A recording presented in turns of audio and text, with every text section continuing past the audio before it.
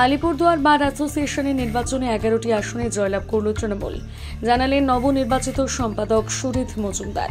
Alipurduar bar association থেকে জানালেন অ্যাসোসিয়েশনের নবনির্বাচিত সম্পাদক সুরিত মজুমদার। জানা গেছে, গতকাল আলিপুরদুয়ার বার অ্যাসোসিয়েশনের নির্বাচন আয়োজিত হয়। দিনভর লাইনে দাঁড়িয়ে নিজেদের স্বাধীন মতামত প্রদান করেন অ্যাসোসিয়েশনের 312 জন সদস্য। গভীর রাত পর্যন্ত চলে ভোট গণনা। জানা গেছে, বার অ্যাসোসিয়েশনের 15টি আসনের মধ্যে 11টি আসনে জয়ী হয় টিএমসি, 3টি আসন পায় সিপিএম এবং একটি আসনে জয়লাভ করে বিজেপি। 11 সৌতম দাস, 12 শুভম সেন,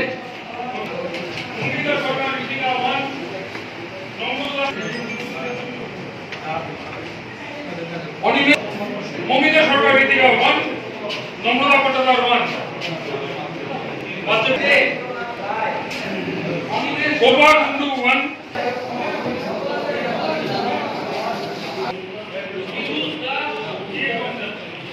এবং যেটা জানতে পারা গেছে যে তৃণমূলেরই প্যানেল আপনাদের বেশিরভাগ আসনে আপনারা জয়ী হয়েছেন। কি রয়েছে? এটা হিস্টোরিক্যাল ভিক্টরি বলা যেতে পারে। এক একজনে মার্জিন 100 ভোটের ওপরে 300 ভোটার ভোট দিয়েছে, 312 জন মার্জিনই 100 ভোটের ওপরে।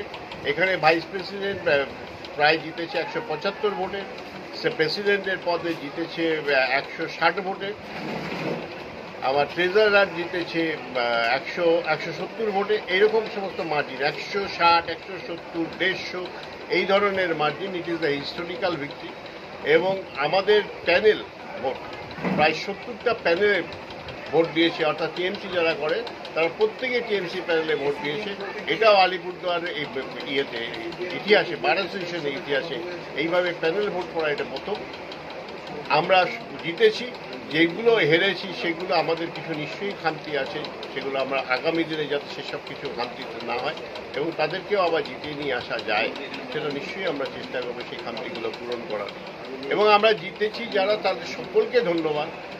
দলমত নির্বিশেষে আমি সকলকেই এটা ধন্যবাদ জানাচ্ছি।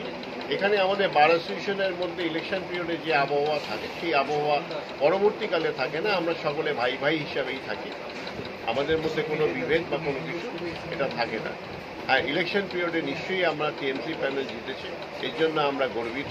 সমস্ত টিএমসি ওয়ার্কারদের আমি জানাই ধন্যবাদ। এবং অ্যাজ এ হোল আমার বার অ্যাসোসিয়েশনের প্রত্যেকটি মেম্বারকে, যারা ভোট দিয়েছে তাদেরকেও, যারা ভোট দেয়নি তাদেরকেও আমি আমার টিএমসি লিগ্যাল সেলের পক্ষ থেকে ধন্যবাদ জানাই।